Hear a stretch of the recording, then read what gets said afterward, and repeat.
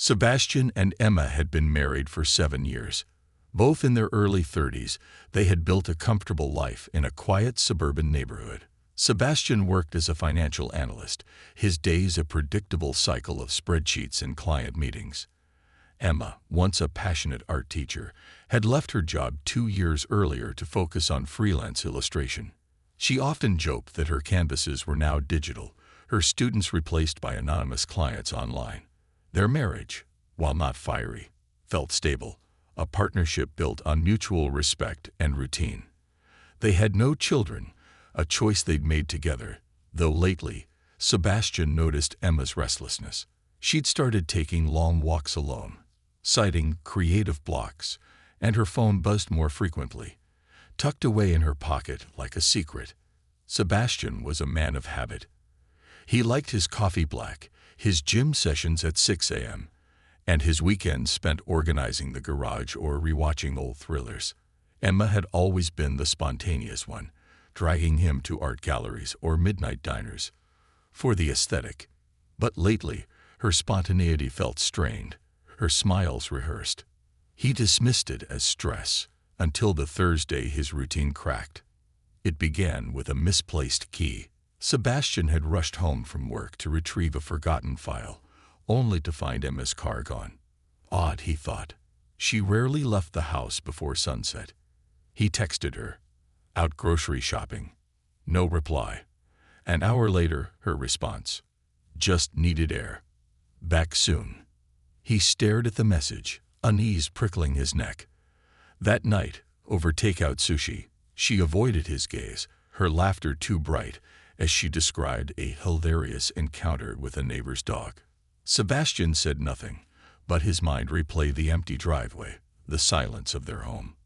The following week, he canceled a meeting, claiming a migraine. Instead, he parked 3 blocks from their house, watching through binoculars as Emma emerged at noon, dressed not in her usual paint-splattered hoodie, but in a fitted dress, her hair swept into an elegant twist. She climbed into a silver Lexus, a car he didn't recognize, driven by a man with a sharp jawline and sunglasses. Sebastian's hands tightened on the steering wheel. He followed at a distance, his pulse a drumbeat in his ears. The Lexus wound through downtown before stopping at a boutique hotel. Emma and the man disappeared inside, her hand brushing his arm. Sebastian sat frozen, the hotel's valet staring curiously at his idling car. He drove home in a haze, replaying the scene.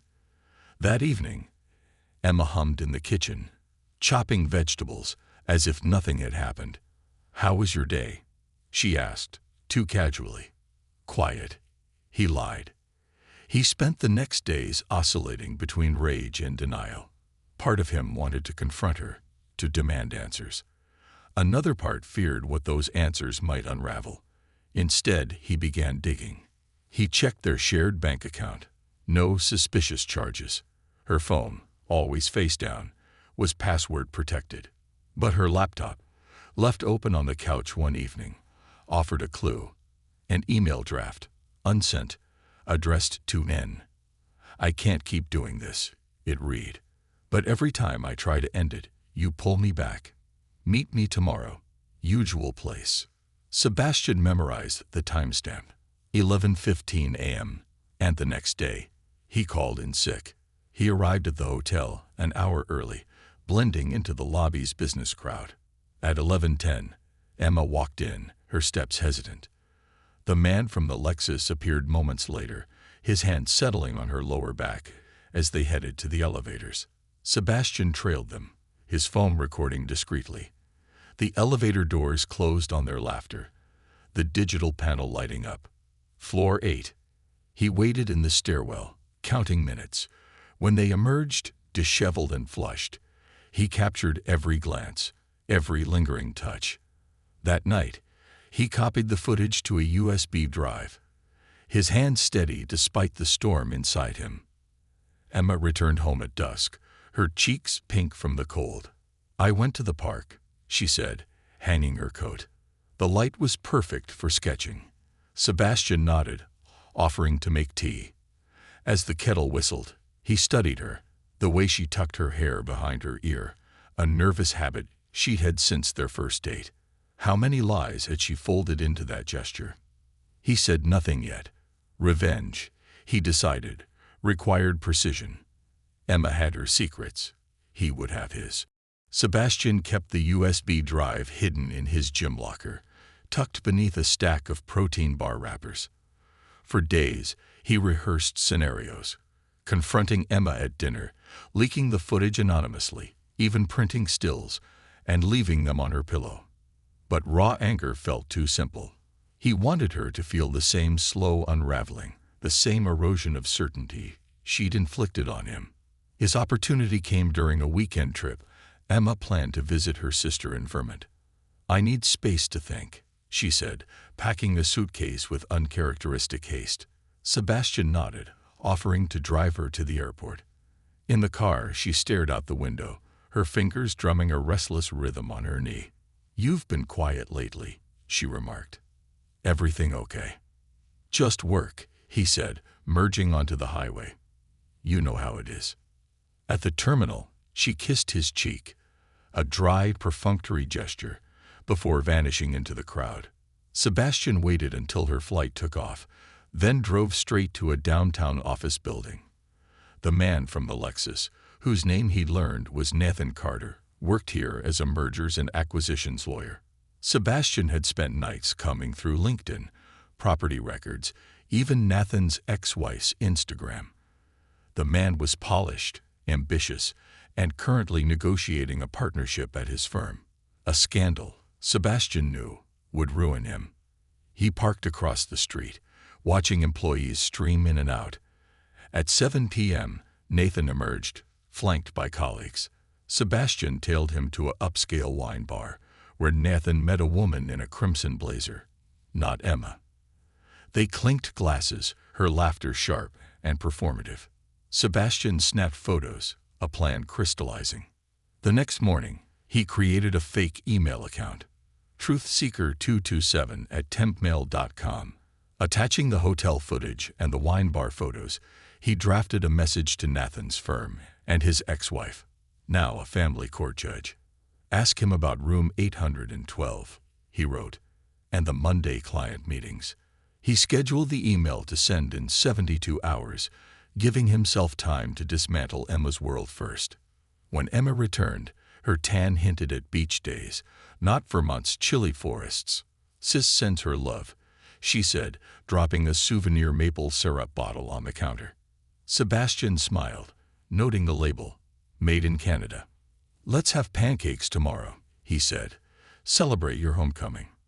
That night, he waited until she fell asleep, then slid her phone from the nightstand. Her passcode, their anniversary, stung. Scrolling through deleted texts, he found fragments. "Miss you already. Next week, same time." He suspects nothing. Sebastian forwarded them to himself, then planted a tracker under her car bumper. The following days were a masquerade. Emma sketched in the sunroom, humming to indie playlists, while Sebastian monitored her location via a burner phone. On Thursday, the dot on his screen veered toward the hotel again. He arrived first, loitering in the lobby with a newspaper. When Emma and Nathan entered, he followed, posing as a guest. Their room was 812, a cruel coincidence. Through the door, muffled voices rose.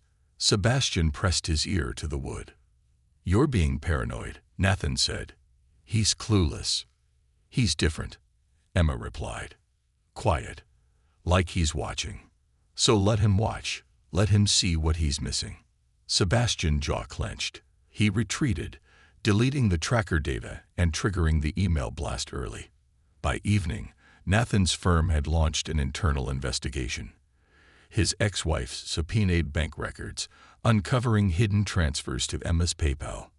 Emma's unraveling began with a midnight call. Nathan's number flashed on her screen. She silenced it, but not before Sebastian feigned sleep. The next morning, her hands shook as she scrolled through news alerts. Prominent lawyer under ethics probe. "You okay?" Sebastian asked, sipping coffee. "Just tired," she muttered. By noon, her composure cracked. Nathan's name lit up her phone again. She fled to the backyard, her voice a hissed whisper. You said it was safe. Now there. Sebastian watched through the kitchen window, savoring her panic. That night, he cooked her favorite meal, beef bourguignon, and opened a bottle of Merlot. To us, he said, clinking her glass. Through thick and thin, she drank deeply, her laughter brittle. Remember our honeymoon? That tiny villa in Tuscany? You spilled wine on the white couch, he said. We had to bribe the owner. Her smile faltered. You've always been steady. I'm sorry if I've been distant. Don't be, he said. We all have secrets. Her fork clattered. What's that supposed to mean? Sebastian stood, retrieving the USB drive from his pocket. Let's watch a movie. The TV flickered to life. Emma's face drained as the hotel footage played. Her hand on Nathan's arm. The elevator ascent, their postcoital ease. Sebastian. Save it, he said, tossing printouts of her texts onto the table. You're not the victim here. She crumpled, sobs shaking her shoulders. It meant nothing. It was just escape. Funny, he said. I've been escaping too. He slid divorce papers across the table, terms favoring him. The house, investments, even her freelance royalties. Sign, or I release the rest. The rest? He smiled. Nathan's not the only one with secrets. Ask him about the wine bar. Emma signed the next morning, her signature slanted and rushed. Sebastian packed her suitcases himself, leaving them on the porch. You'll hear from my lawyer, she spat, mascara streaking her cheeks. I already have, he said, shutting the door. Nathan's career collapsed within weeks. The firm dismissed him. His ex-wife won full custody of their daughters. Emma moved into a cramped studio, her Instagram feed now a stream of motivational quotes and #new beginnings. Sebastian, meanwhile, sold the house, donating half the proceeds to a local women's shelter, a final twist of the knife. They met once more, by accident, at a coffee shop. Emma hesitated, then approached his table. You destroyed him, she said. Was it worth it? Sebastian stirred his latte, calm as a still lake. You destroyed us first. She opened her mouth, but no words came. As she turned to leave, he added, P.S. The maple syrup. Vermont doesn't import from Canada. Her flinch was his closure.